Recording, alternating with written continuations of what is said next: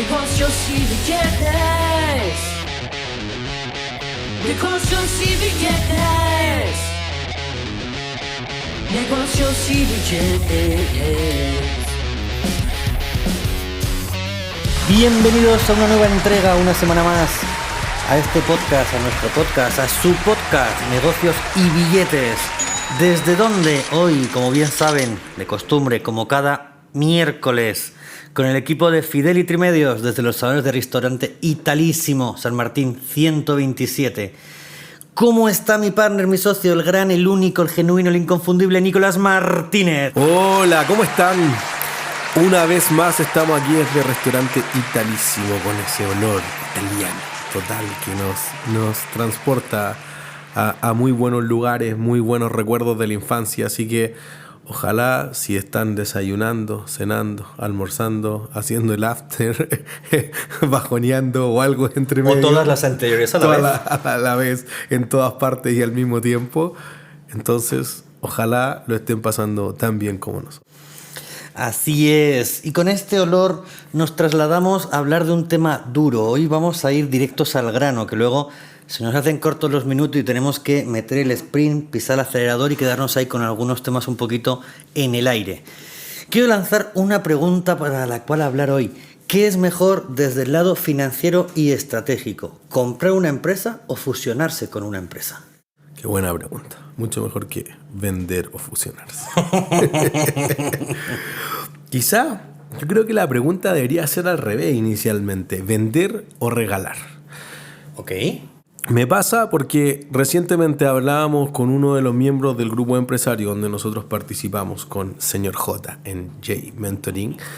Y él me decía, mira, una vez compré una fábrica, compré a la competencia. Yo era más chico y fui a comprar a la competencia. Uno cree que esos casos de David contra Goliat no ocurren nunca, pero ocurren. Compré al que parecía que nunca iba a comprar y que justamente era otra empresa de ventana. Y me decía, me estafaron. Me prometieron que los números, y yo le decía cosas importantes financieramente, como no hiciste un escrow, no pagaste la mitad al principio. ¿Qué el es, resto disculpa, qué es un escrow? como que tú pactas que una parte del precio quede asociado al performance de la empresa. Ok. A una cosa desastrosa normalmente, pero adivinen asociado a qué queda. ¡Alevida! ¿Estás bien? ¿Estás Sí, bien? es cierto. ¿Sí? Queda asociado. Entonces como que tú pagáis el 50% ahora y X cantidad de veces el EBITDA cuando pase un año y medio, 2 años y medio. Hay otras formas de amarrar el que el performance de la compañía esté asociado a que tú no te robes a los clientes, así como un non-compete agreement, o que hay un management agreement. Oye, los gerentes estratégicos sí o sí deben quedarse 2, 3, 5 años, lo que sea. Pero yo decía, ¿no hiciste esto? Yo le sugerí varias cosas. Me dijo, no hice nada. Compré en caliente nomás. ¿Compré en caliente Sí. o compré de caliente? No estoy seguro cómo eso se desvía de este tema específicamente, pero compró la empresa de ventana 400 millones y a los 2 meses se dio cuenta que no valía nada, que lo que habían prometido ahí era puro inventario que no se movía, etcétera, y se empezó a caer el negocio de la construcción en la pandemia y entonces dijo, ¿qué hago? ¿Vendo o regalo? Y uno dice, pero bueno, acabé de pagar 400 millones. Obviamente tuvo que ir a pedirle permiso a la señora. Ahí se sabe quién manda. No nos mintamos aquí, por favor. Pero dijo, mi amor, voy a regalar la empresa. Obvio. Y en retrospectiva, obviamente yo no conocía los números, los conocí 3 años después, pero muy probablemente lo mejor haya sido regalar. Porque está lleno de empresas que quedan atadas a generar flujos de caja negativo o tener pérdidas persistentemente que hacia el infinito y más allá. Me tocó ver la quinta fortuna más grande de Chile que tenía una viña que perdía 9.000 millones de pesos al año y decía, no, la matriz va a soportar todas estas pérdidas. ¿Por qué? No, porque tú sabes que en Chile hay que tener una viña. ¿Pero para qué? No, para que vayan los nietos. Pero son 9.000 millones de pesos, arriende una viña todos los días, a toda hora que se le ocurren los nietos. Gastan, no, que tú sabes que es una cosa estatua aquí. Pero ¿cuál es la razón económica de que haya comprado la viña? El estómago. Así. Esa fue la explicación de una fortuna de unos 6.000 millones de dólares, para que se hagan una idea. Entonces, en este caso pasa lo mismo. Tú dices, oye, si estoy amarrado a una inversión que va a perder o generar flujos de caja negativos futuros, quizás lo más conveniente financieramente es regalar. Insisto, yo no estuve en los números de esa transacción, pero lo que me comentaba José Luis parecía tener bastante sentido. O sea, mira, prefiero perder 350 ahora ya, si llamo esto, yo me hago cargo de los préstamos, repactamos, aseguro mi patrimonio personal con mi señora, etcétera, no me meto en problemas futuros. Y chao, o esta empresa puede perder 200 millones por año de aquí hasta que se te ocurra. Mira, a mí hoy he tenido una reunión antes de venir a grabar los podcasts y uno de los dueños de la empresa me hacía una pregunta y me decía, Jorge, ¿esta empresa es rentable? Y lamentablemente le he respondido con otra pregunta. Y le digo, ¿pero es rentable ahora o es rentable dentro de...? Porque puede que ahora no sea rentable y que sea rentable dentro de un año, pero ¿estás dispuesto a asumir las pérdidas hasta llegar a ese año? O sea, ¿cuál es tu costo cuál es tu riesgo? ¿Cuál es el riesgo que estás dispuesto a asumir para esperar que la empresa sea rentable? Todo lo que tienes que invertir en los cambios de estructura, todo lo que tienes que invertir en publicidad, en marketing, en formaciones, en dependiendo de cuál sea el core business de tu negocio, ¿qué tan rentable va a ser y dentro de cuánto? Es un poco lo que tú decías, ¿no? ¿Qué es preferible, vender o regalar? Pues si las pérdidas son muchas y a futuro son muchas, regálala y al final te estás quitando un muerto de encima. Totalmente. O sea, y al final eso se transforma en algo de cuánto tiempo puedo aguantar. Todo depende de la billetera. Claro, lo que tú dices, oye, sí, claro, perdamos 500, perdamos 1000. No, hoy día me reunía con un potencial cliente y decía, oye, pucha, todos nos ven en los anaqueles del supermercado, etcétera, pero no ven que perdimos 800 millones, perdimos 500 millones, etcétera. Y eventualmente tú dices, oye, claro, tú no hiciste un negocio que le fue muy bien, que ganó 2.000, 3.000 millones, para que empezara a comerte las ganancias, pues. Pero tú decís, el negocio va a repuntar, claro que sí, hay que recortar personal, que optimizar la mezcla, la fórmula, etcétera. Ya, pues, ¿hasta qué momento aguanto? Es como... Yo también digo en clase casos como famosos, el grupo Luxich comprando Quiñenco, porque todos dicen, claro, después que le vendió a la matriz, a Hapag-Lloyd, los alemanes, con que ya se habían fusionado varios años antes, 1.500 millones de dólares en puras utilidades. Uno dice, excelente, claro, pero ¿cuántos años aguantaste perdiendo? Y perdiendo cantidades groseras, y 300 millones de dólares, 400. De hecho, Vapores tenía el récord de 1.000 millones de dólares perdidos antes que lo superara después LATAM Airlines, cuando ya hizo esas locuras que perdió 3.000 millones de dólares en la pandemia. Entonces uno dice, ¿cuánto aguanto? El problema es cuánto aguanto, ¿no? Así eventualmente los negocios se van a recuperar. Uno dice, ¿quién pensaba que un container te iba a costar $30.000 transportarlo? Pero en alguna parte, con todos los problemas de logística de la pandemia, fue así. Entonces, el problema es ¿hasta cuándo aguanto? Pero ojo que también dentro de los posicionamientos de marcas hay estrategias que contemplan años de pérdidas. O sea, si no me equivoco, Amazon... Totalmente. O sea, se listó en la bolsa puras pérdidas. Por eso, o sea, es una empresa que su estrategia de posicionamiento es durante unos años tener pérdidas, pero al final es un costo de marketing, ¿vale? Que sí, contablemente o financieramente son pérdidas, pero estratégicamente es un costo de marketing. Totalmente.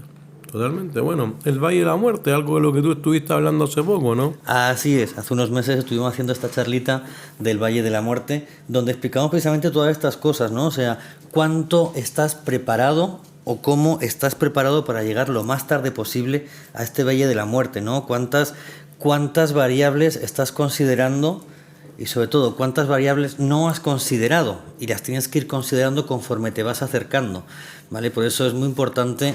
Ya sabes que mi dominio del inglés es penoso, pero el formato de ¿qué pasa si?, que en inglés se dice... What if. Perfecto. Esto es lo bueno de tener aquí un partner de podcast bilingüe. Aprendimos mucho de Just for You. Entonces pasa eso, ¿no? O sea, este formato de ¿qué pasa si?, que se utiliza mucho en la industria. Cuando tú vas a echar una nueva línea de negocio, una nueva línea de producto, tú generas a todo tu equipo y generas una sesión únicamente en la que empiezas a ponerte en los peores escenarios. ¿Qué pasa si? Y con esto tú vas generando todo un portfolio de respuestas y de intervenciones a la máquina. Y lo que te da esto es asegurar la operatividad, porque vas viendo cuáles son los puntos críticos, cuáles son las piezas o las averías que te pueden generar una pérdida sustancial en el resto de la planta. Y esto al final es lo mismo que ¿qué pasa si compro o qué pasa si fusiono? ¿Cuáles son las dos opciones que tengo? ¿Qué es lo que pasa? Si compro tengo que hacer una inversión pero me estoy tomando todo este mercado y puedo poner mi nombre en aquellos locales que son de la competencia, pero tengo el riesgo de perder a todos los fieles del nombre. Si fusiono, puedo trabajar con las dos marcas de manera paralela y trabajo mis clientes y sus clientes. Potencia tu éxito con J Mentoring. Transforma tu visión en realidad y descubre más en @jmentoring.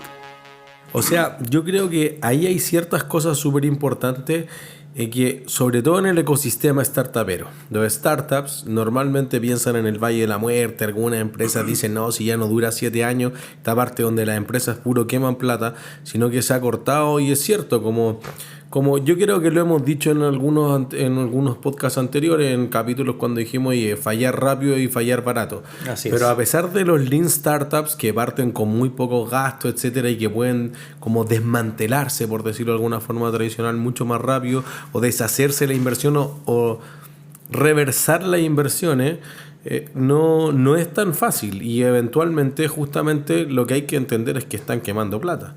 Entonces, cuando piensan toda esta metodología del MVP, por ejemplo, el producto mínimo viable en inglés, sí, es que tú estás pensando en qué hacer para no perder plata, pues, pero el resto del mundo está pensando en cómo ganar plata.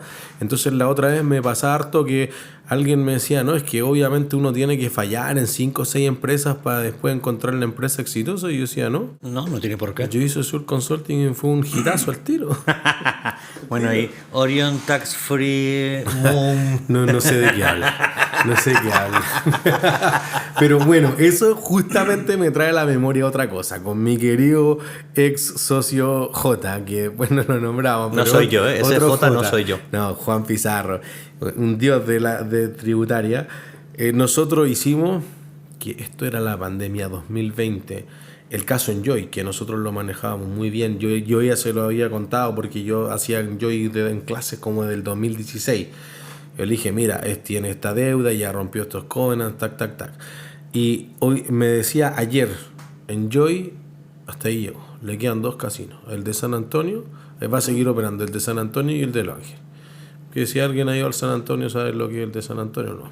Todo el resto de las locaciones, el de Santiago, el de Viña, que le iba bien, el de Coquimbo, que le iba bien, el de Pucón, que salía más o menos. Los Andes No, pero quedaba al lado de Santiago, en el fondo era distante que el Monticello. Evidentemente le iba mejor al Monticello, pero era una plaza rentable, no era como, por ejemplo, el de Chiloé. El de Chiloé era un desastre financiero, nadie lo quería, ahí metido entre los palafitos, iban 3 personas, entonces, y nosotros lo dijimos hace 4 años. Enjoy ya se acogió a reestructuración financiera 2 veces.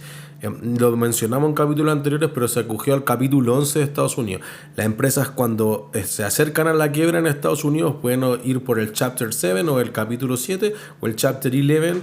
El capítulo 7 es literal que quiebren, que agarren todos sus activos, vendan y paguen lo que puedan de sus deudas. Y el capítulo 11 o el Chapter 11 es que los acreedores le den como un tiempo, como un waiver, el concepto en inglés, y que eventualmente ellos puedan en 6 meses normalmente, la Latam Airlines estuvo 2 años, pero no paguen a los acreedores y se reestructuren. Y los accionistas tienen que comprometer plata, los acreedores meten más plata, cierran como las operaciones no rentables. La Latam Airlines, por ejemplo, dejó Argentina, etcétera, ciertas rutas. Y normalmente sobreviven, porque parece ser que la mayor parte de las veces, y apunta a la pregunta de este capítulo, es como sobrevivir la empresa vale más viva que muerta. Entonces es más rentable reestructurar financieramente la empresa, tiene un costo social además evidentemente de despedir a mucha gente, que matar a la empresa, pero no siempre. Algunas veces conviene matar a la empresa y parece que ser el caso de Casino Enjoy, porque los acreedores dijeron, yo voy a tomar el control de esta plaza y chao, si administrar un casino no es tan difícil tampoco, hay que meterle copete, una cosa que no entienden en Chile, pero eso se entiende en Estados Unidos, en Las Vegas, obvio. El costo del copete, no sé, pues digamos que una piscola carísima tiene un costo de hacerlo de lucas, pero dar una piscola a la persona y se va a jugar 10 lucas. Y la probabilidad es a favor de la casa, y ponle una luz que parezca que no es de ningún tipo, no es ni de día ni de noche. Hazle pasadizos por abajo del desierto, porque Las Vegas queda en la mitad del desierto, para que la gente no sienta el calor, nada, y se vaya entre todos los casinos, y ponle un mall para que vayan a comprar medio oscurado y es rentable por todos lados. De hecho, ahora que dices esto, que en Chile no se entiende, en España no hay tantos casinos, pero sí hay muchas salas de juego, muchos bingos. ¿vale? Muchos salones de bingo en España. Y los salones de bingo, yo recuerdo de siempre, tú ibas a cenar. De hecho, yo cuando teníamos 18 o 20 años andabas un poquillo justo de plata, nosotros nos íbamos a cenar al casino, o sea, a la sala de bingo. Porque bueno, tú comprabas un cartón o 2 cartones, no me acuerdo cuánto estaban en ese entonces, pero tú cenabas gratis en el casino, o sea, en el bingo, en la sala de juegos. Entonces tú sentabas en la masa, pedías dos cartones, pedías tus bebidas, pedías tu comida, platos combinados, aquí serían tablas, pero cenabas gratis. Y veías a mucha gente, sobre todo ya adulto mayor, sobre un target de 50i en adelante, o 60i en adelante, para que nadie me escupa por la calle, ¿vale? Y tú veías mucha gente que iba, su grupo de 4 o 5 amigos, amigas, parejas, y estaban cenando en el bingo porque era gratis. Entonces cenaban en el bingo y lo que se gastaban en un restaurante se lo gastaban jugando, porque efectivamente el costo de esa comida es muy barato. Muy barato. Es muy barato, sobre todo cuando la produces en masa y tienes un casino, o sea, un casino de alimentación que te genera unos platos cerrados y preparados. Tienes muy trabajados los costos y tienes muy estandarizado, que todos los platos son iguales. Claro. Sí, es que hay unos como puntos clave que son bien importantes. Yo me acuerdo de haber estado haciendo clase en el Magíster de Administración Estratégica y le explicaba cómo Casino Enjoy el 2017, imagínense, había llegado a esa situación. Casino Enjoy fue y compró Conrad en Uruguay. Fue a medias con Caesars Entertainment, de Caesars Palace en Las Vegas. Una empresa gigante, pues imagínense que vende 2.000, 3.000 millones de dólares. Solamente ese casino comparado con, no sé, pues el Monticello debe vender 100 y quizás estoy exagerando. Entonces, para que se imaginen, y Conrad, yo nunca he ido a Punta del Este, pero los que han ido a Punta del Este saben que es una cosa muy fancy, muy elegante y que Conrad Punta del Este les costó muy caro. Y se da, por eso yo lo explicaba en finanzas, porque el negocio fue una transacción bien particular. Cada una de las partes tenía una opción de compra, algo que se llama una call en finanzas, y también tenía una opción de venta, una put. O sea, si tú querías, me compras mi mitad, si yo quiero, yo te vendo mi mitad. El que dispara primero hace lo que quiera. Entonces, evidentemente, existe un concepto de las opciones en finanzas que se llama dentro del dinero o in the money. Y eso implica que el que ejerce la opción siempre gana plata. Y como uno gana plata, y esto es un juego suma cero, la contraparte siempre pierde plata. Entonces, en determinado momento, tipo el 2014, si no me falla la memoria, Caesars Entertainment ejerció su put, que es la opción de venta, y le vendió su parte a Casino Enjoy. 30 millones de dólares.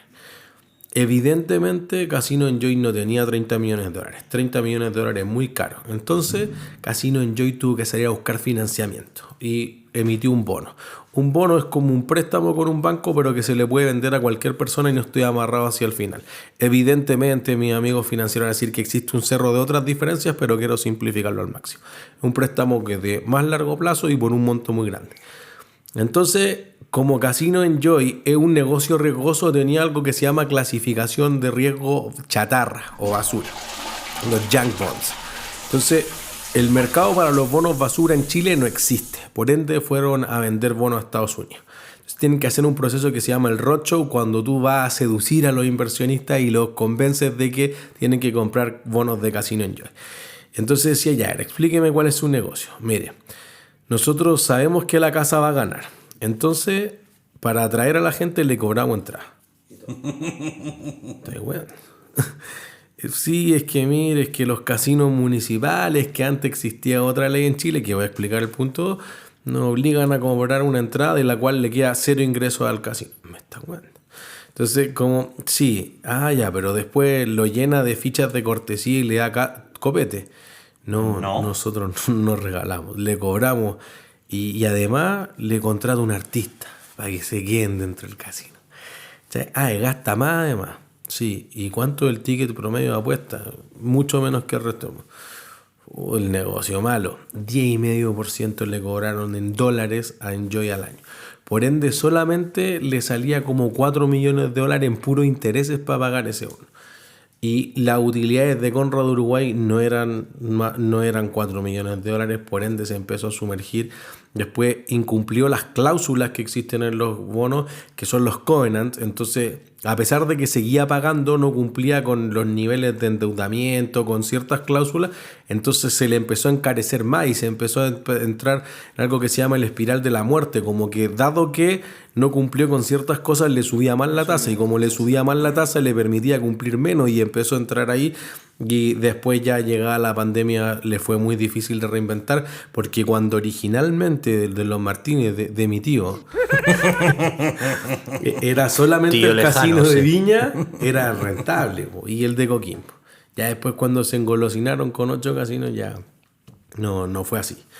Ese es un punto. Nadie entiende el negocio de cómo funciona acá. Segundo, la hotelería es mala. Acá nadie se va. Todo Vidal, pues se vuelve curado el casino, no sé qué, en el Monticello. ¿Te fijas? O sea, tú donde invertís más plata en el hotel, y el hotel tiene mucha vacancia, poca ocupación, porque el punto de equilibrio un hotel además es como 70% de lleno. Entonces es muy difícil, la gente no acostumbra a eso, pero en Estados Unidos es súper típico que todos se queden en el casino. Entonces acá, cuando lo empezaron a regular, porque antes podía haber solo uno por ciudad, y por ejemplo hay cosas turbias como que en Arica están los 2 casinos literal al lado, pero no es que haya algo entre medio, literal las paredes son colindantes.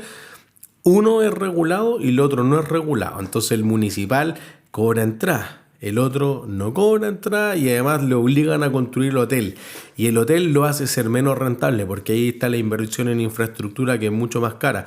Los otros tienen que poner las mesas nomás, pues estos tienen que poner infraestructura dura, de alta calidad, etcétera, y entonces ahí empieza el problema muy complejo. Y evidentemente, para construir inmobiliario, y eso funciona en todos los inmobiliarios del mundo, le meten mucha deuda, que es el tercer problema. Si tú renta, no hay problema. Si es desarrollo, no hay problema. Pero si tú tienes que operarlo, me puedo quedar con la deuda, con unos flujos del casino que son cualquier cosa, que un día te va bien y otro día te va mal nomás, y entonces eso fue lo que termina de liquear a Casino Enjoy. Entonces uno dice, oye, ¿debía haber fusionado o no debía haber fusionado? Como un problema que yo creo que lo contamos en capítulos anteriores de Casa Idea. Oye, quizás expandirse no es lo más rentable para la empresa, a veces achicarse puede ser más rentable. Simplifica tus finanzas corporativas con Sur Consulting, los especialistas en asesoría financiera.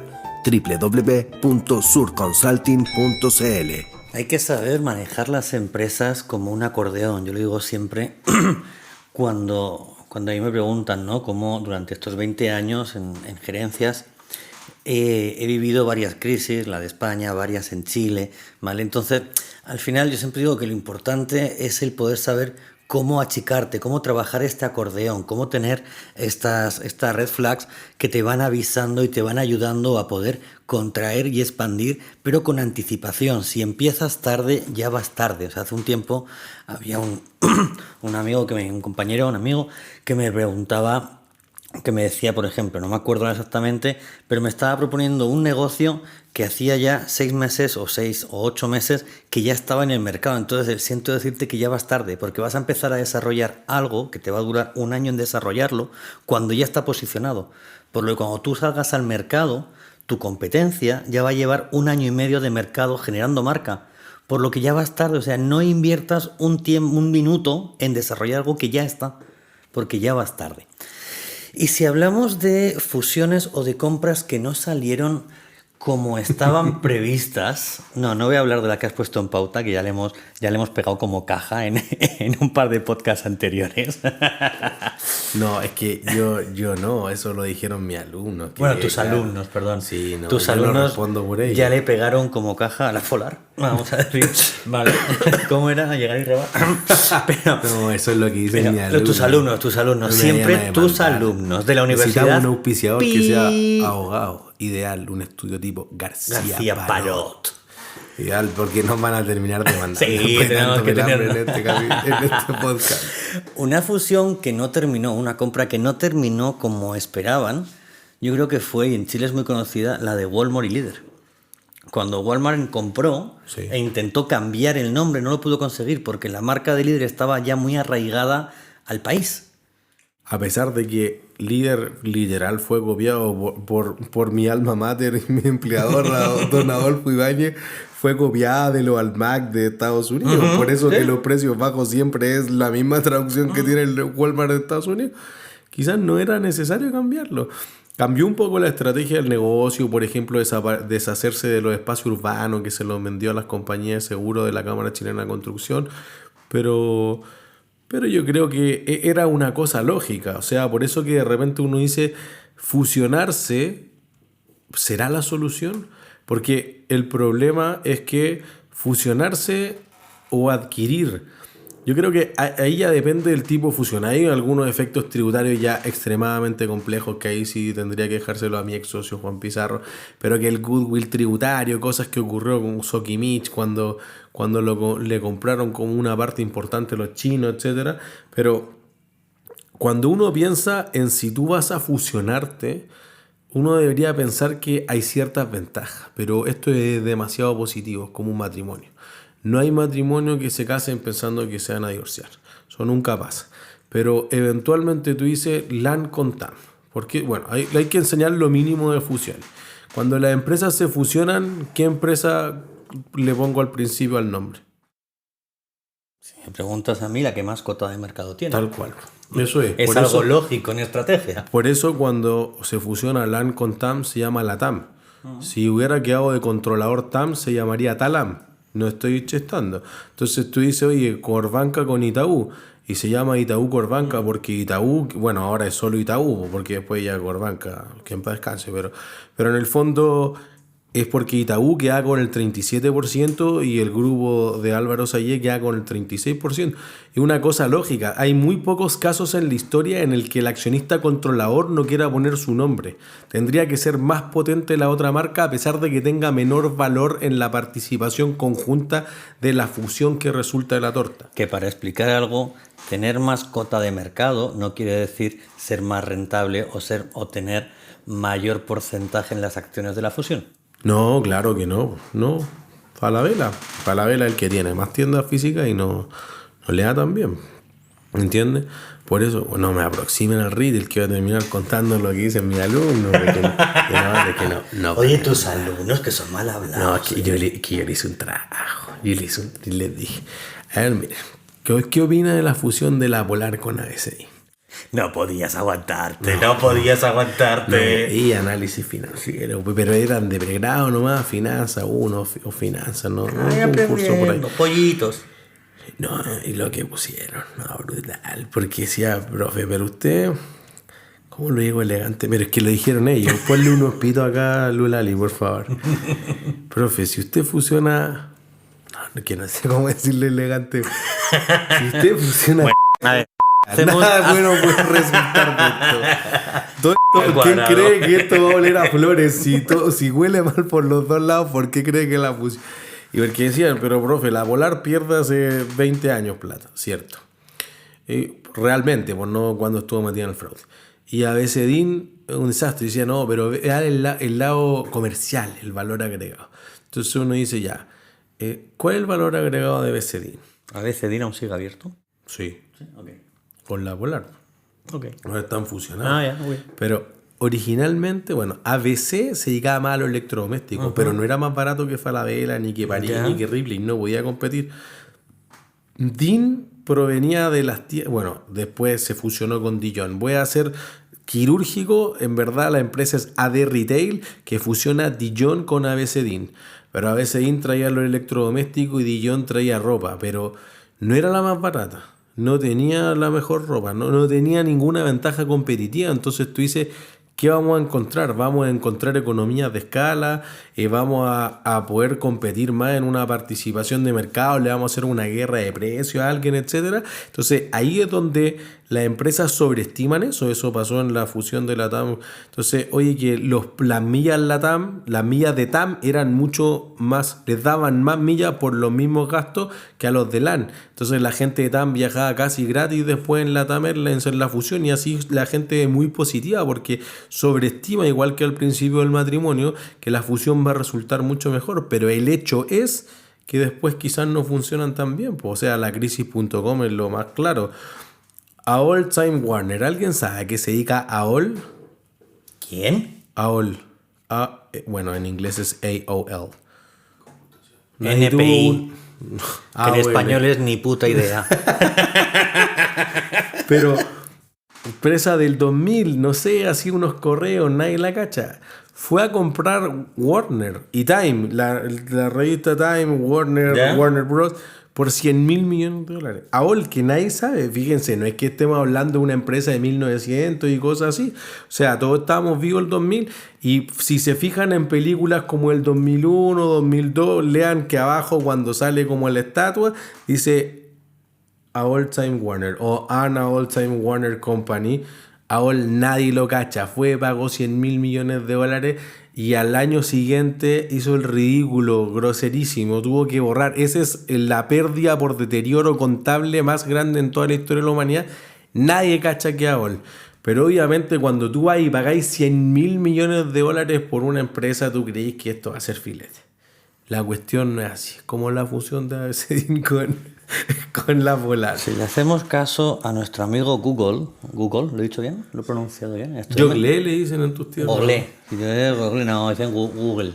Google, no Google. Nos mintió Google. nuestro amigo Gomilén de Notarías Gomila. Dice que era Google. No, Google. Igual que tampoco es Rápido y Furioso. También aquí decían que era... Fast and Furious. Sí. Pero también decían aquí otra traducción. Pero bueno, las películas... Rápidos. No sé, pero da igual. En España las películas no se traducen tan risoriamente como dicen en Latinoamérica. Según esto, American Online, AOL, Eso. hay un artículo de la revista Expansión que dice el ascenso y la caída del gigante de Internet. Pues ofrecía una experiencia en línea que incluía correo electrónico, mensajería instantánea, navegación web, contenidos de línea y comunidades virtuales. Eso era. Y esa información gratuita. ¿Viste? Así. No valía nada. No Por valía eso, nada. volviendo a nuestro tema, comprar o fusionar lo que en inglés uno llama M&A o Merger and Acquisitions, ojalá lo haya pronunciado bien, fusiones y adquisiciones a veces se sobreestima, porque las fusiones tienen costo oculto además y que se sobreestiman esos beneficios porque creo que nunca me voy a divorciar. ¿Se entiende? Así es, lo que sí que está claro, que sea cual sea la decisión de comprar o fusionar, siempre hay que pensar qué es mejor, siempre hay que pensar qué es lo que me aporta, siempre hay que pensar qué es lo que yo aporto cuando voy a vender o voy a ofrecer mi empresa en venta. Y hablando de aportar, ¿qué te parece si le aportamos algo de alimentación al cuerpo? Maravilloso. ¿Has visto cómo lo he llevado ahí? Ha parecido hasta natural. Muy bien. Con el gentil auspicio de Restaurante Italísimo. Y para ir terminando, recordar a nuestros oyentes, iba a decir auspiciadores, pero también a nuestros auspiciadores, pero sobre todo a nuestros oyentes, que estamos preparando un programa que esperemos que salga los próximos días, donde la idea es poder generar un ciclo de preguntas y respuestas, de preguntas, de conceptos, de casos muy puntuales que puedan ser genéricos. Así que por ello les pedimos a todos ustedes que nos están escuchando desde la oficina, desde casa ahí preparando la 11, desde el auto, desde el metro, desde el bajón. ¿Desde el cajón de Pino? Bajón. Desde el bajón, iba a decir desde el cajón, no sé si nos van a escuchar mucho, pero bueno. Pero no nos vengan a penar. Por A todos los que nos están escuchando, que por favor nos busquen en las redes como Sur Consulting. @jmentoring y @negocios y billetes. También pueden ubicarnos a través de nuestros productores, de los chicos de Fidelity, como @Fidelity Medios. ¿Cierto? ¿Lo dije bien, chicos? @Fidelity a secas, terminado en Y. También explicaremos por qué este Fidelity Try. Pero dicho esto, para que nos dejen ahí sus preguntas y esos temitas que les gustaría hablar y que les gustaría que les respondamos. Nico, ¿respondemos a la pregunta de qué comemos hoy? ¿Qué pedimos para picotear? Un poco de cada uno. Un poco de cada uno. Portafolio diversificado. Pero un poco de risotto, un poco de ñoquis, un poco de pizza. Carpaccio de res. O un carpaccio de res. O de atún. Uno de res y uno de atún. Buenísimo. Así que lo esperamos próxima semana, mismo horario, mismo canal. Esperamos sus dudas. Esperamos que el tema les parezca interesante, que se queden pensando. Quieren seguir pensando en fusiones y adquisiciones. Vean cuando Disney forzó la adquisición de 20th Century Fox. No es todo Fox, pero vean lo caro que les salió llevarse una batalla con Comcast y que quizá eso no se haya vuelto suficientemente rentable. De hecho, hablando de Disney...